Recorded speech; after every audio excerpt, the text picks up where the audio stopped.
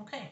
Legislative candidate. You know what? I guess I need to remind everybody, even though I am a registered Republican, I decided to run on the independent line and call my party the People's Constitution. So I am on independent line, and actually there's seven of us. You know, three Republicans, two Democrats, and two Independents, which is awesome.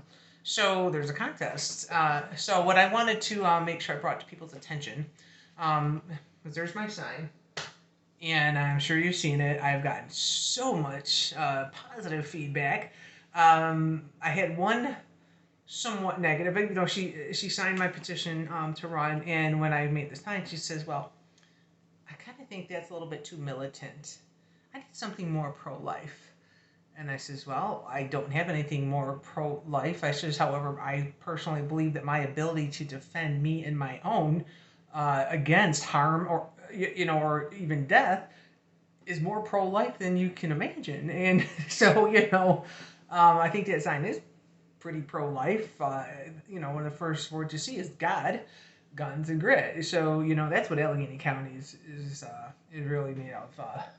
You know, deeply steeped in faith. Definitely pro Second Amendment, and let me tell you, we got some grit. Anyways, what I wanted to really bring to your attention, and I'm sure there's some negative. I mean, 30% of this county is opposing to my views, being a registered Republican. Actually, I'm very much more conservative. I certainly like why mince words. I personally think it's not abortion; it's child sacrifice. I am definitely anti. I'm pro-choice up to a certain point, and and that's kind of strange. I'm like, you're all pro-choice, my body, my choice. I'm like, well, keep your damn inoculation.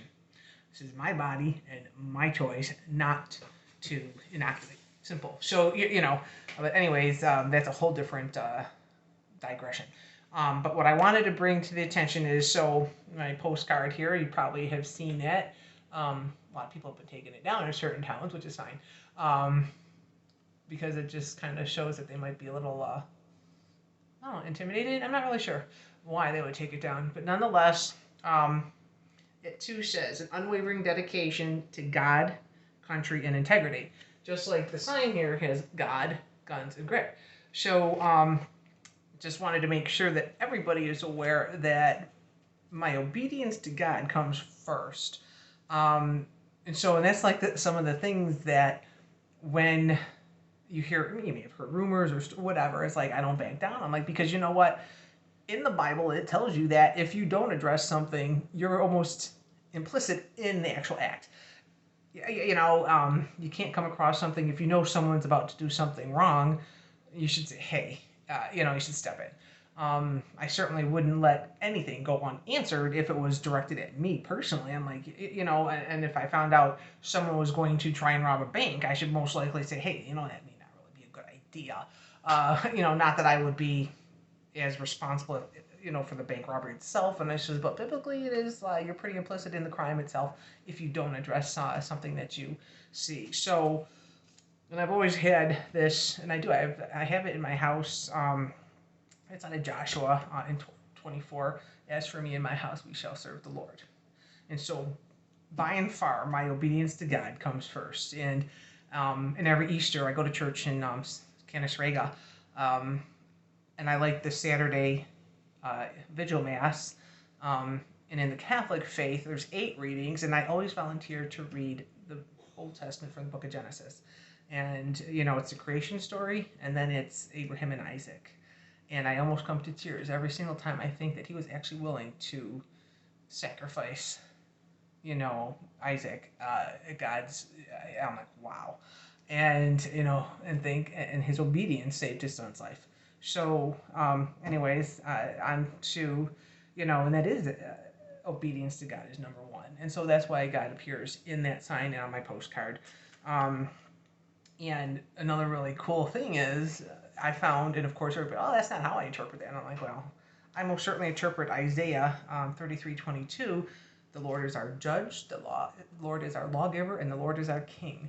And my personal opinion on that is the book of Isaiah, God Himself ordaining our three tiered government.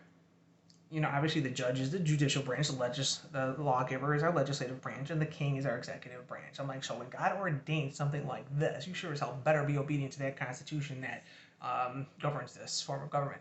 So that's why we need to put our constitution first, because especially if it is truly ordained by God, which I think it is. And the other thing is, my life verse actually comes out of Romans. And this could be why I'm so bold, is because, like, well, if God is for you, who can be against you? You know, you're certainly not going to beat, you're not going to beat God. And I most certainly am 100% certain that every second of every day I'm exactly where God wants me to be. And when that time happens, is, and I think that is when you pass, it's because you have taught everything you were supposed to be taught, and you have learned everything you were supposed to be learned. And personally, and I wasn't really going to go into this, but I've had 5 near-death experiences where they had to bring me back. And the first one was giving birth to my son. Whatever they gave me for the pain interacted with my seizure medication, and I died. Everything dropped. And so, and I remember when I was early on, they had asked me to consider terminating my pregnancy. I'm like, no, because abortion, suicide, and divorce are not options. They're simply not options. So when they asked me to terminate my pregnancy, I'm like, absolutely not. And so inadvertently, I did die giving birth to my son, and it took 5 different injections for that doctor to bring me back. And here I am today. And let me tell you, 6 years later, I had my final seizure in front of a wood-burning stove. And it was that 6-year-old boy who pulled me out of that stove. Seconds. Like, just, and so thank God. Had I terminated my pregnancy, rightfully so, I would have been dead 6 years later. Simple as that. And so when you are obedient to God, He's got your back. And the book of Romans tells me that if God is for you, who can be against you? It's so simple. And so, no, I didn't terminate my pregnancy for a 79% chance of a possibly birth defected child. The boy's a Marine, man. He freaking went through Paris Island. So, yeah, I made the right choice. And here's what, as a former town justice, and this is one thing I know to be true. Because they say, oh, you can't take it with you. I go, you know what? When you die, there's one thing you take with you. It's your consequences. You own those. You could lose your car, your house, your wife, your dog. You can lose everything. But you will have your consequences when you go. And so I'm going to make sure that I'm going to have, consequences could be good or bad. My eternal salvation matters. So just keep in mind, God comes first. So, and when this form of government is ordained by God in the book of Isaiah, and we use a constitution, well, and then when my own government starts eroding away at my constitutional rights, I'm like, oh, hello, no. So, and really, every single clause in that First Amendment has been eroded. I'm like, yeah, and now you're on to the second.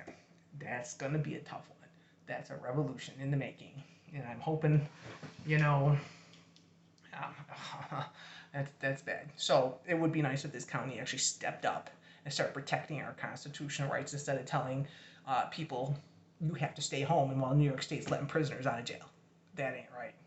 So anyways, November 2nd, Election Day.